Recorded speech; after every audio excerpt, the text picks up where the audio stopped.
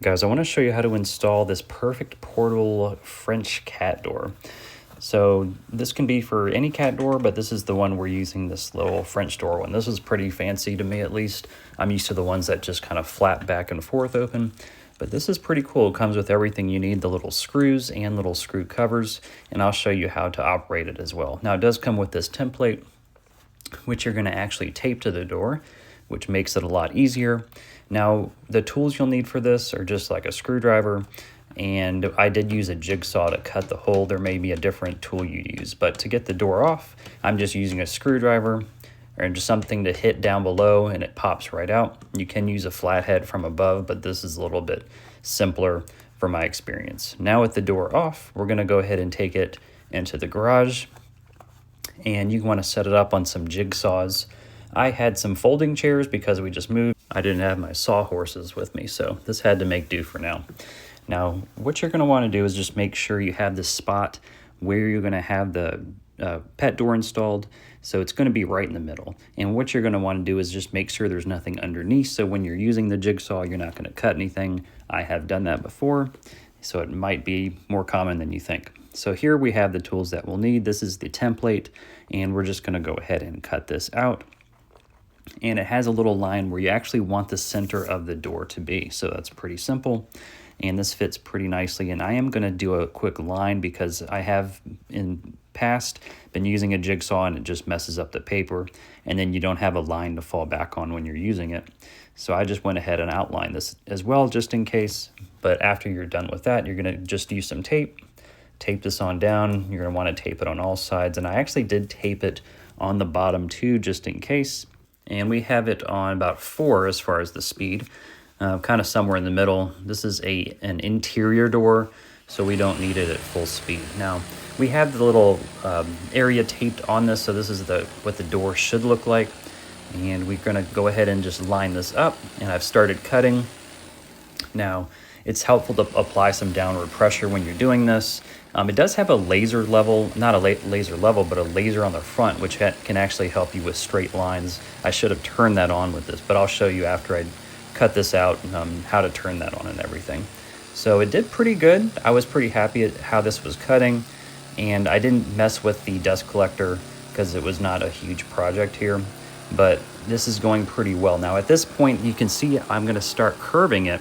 So what I did is I just stopped, I let go of the trigger, and I did switch that bevel on the side, or that little switch, to a curve. So let's see, I went ahead and just turned this. You never want to turn it when the blade is moving, it says. So I turned it a notch or two, kind of in the middle because it's not a full circle, but enough to, I think it does something to the blade with how it oscillates. So we went ahead and started turning once the blade was stopped. Made a little bit of a jank at first, but we went ahead and kind of turned it. And this was helpful. I was able to kind of see where the blade was hitting this curved area, and it actually handled it pretty well. I was pretty happy with how this started, and apologies for kind of the blurring. The camera's catching me instead of the tool in this. And right here, I actually did overshoot this where I'm supposed to come down straight, but I'll show you that at the end, and that's my fault. Not necessarily the tools, it just had been a while since I was using a jigsaw here, and you can actually see that on the left hand side. I'll move the camera a little bit so you can see it better. You can see it looks like a piece of toast on the left side with it kind of coming over. I just overshot it a little bit, but it should still be fine for the project I'm doing. The cat door will hide that. Now, like I said, you can actually see the hole. It's not perfect, especially on that left side, but this outer frame kind of hides the imperfections, so it's okay. Now, these are the holes that is actually going to, you want to look through the holes and make sure that it's going to be hitting the wood of the door. So that's all that's important. So this is going to be the front. You want to make sure this pops on, and these doors actually open, and you can turn the doorknobs, and I'll tell you what those do in just a little bit. So this is the front here. These are the holes that you're going to pop those screws in, and this is what it looks like from kind of the side. You want it to have it sitting like this, and the bottom's going to kind of buttress up against the bottom. So this is what the bottom looks like. This just kind of pops in, and these sides are going to align as well. But we've got the door on here, and we're just going to take our screws, pop them into the holes. And like I said, you don't need to drill a hole before using this because they just are self-tapping. So you'll just screw them in with some downward pressure, and that should be enough to go ahead and, just with hand tightening, locking these in to the actual door. Especially if it's an inside door, you shouldn't have a ton of issue. Sometimes if it's like a metal outside door, you may have more of a problem doing that, or you may need like a drill. But we're just going to do these in all the holes. You can see there's holes in the bottom left and right, as well as the top left and right. It does come with these little covers, which just pop in to cover up the screws. And the top ones are actually cool. I'll show you that one in just a minute. So we're going to tighten up this top right one, same as we did on the bottom ones. I'll speed that up a little bit. And same thing, we'll do that on the top left as well. So you just take your other screw, pop it on in. And like I said, self-tapping, so these just screw on in. And you're just going to hand tighten. You don't want to over tighten to kind of, after you tighten them too long, it might loosen them. So we're just doing the same on this one. And then I'll show you the covers for the top ones, which are pretty cool. These are actually like little lanterns. So these pop on like this, and they cover up the screws, but they add a little something to this cat door. You can use the regular ones too, but the lanterns are made for that. So we're just going to flip the door over now, and be careful doing that. This is what the back side looks like. So you're just going to take the back cover. This should pop on in, and you're going to see the sides will align.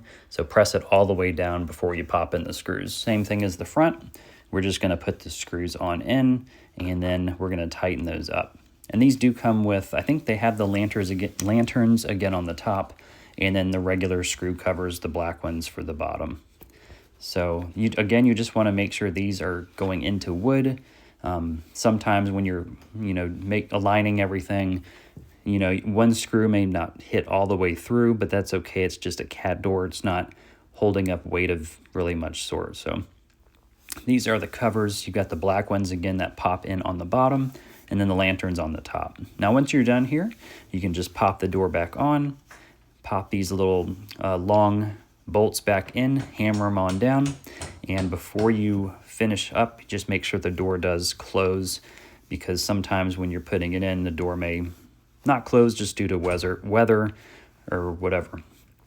So I'll go ahead and show you what the cat door looks like. I think it looks pretty good. Kind of looks fancy to me. Now, there are different settings with this. So you can open one side if you have a smaller cat and you have a smaller dog. Say you don't want the dog to go down, but the cat you want to go down. And this opens up. You can actually turn the handle and it will lock it for whatever reason if you need to use that. The only thing with this, it doesn't go back and forth. So it doesn't just flop back open each way. It can only stay open, or I guess you can close it to lock it. But on the back top, I will show you that from the other side.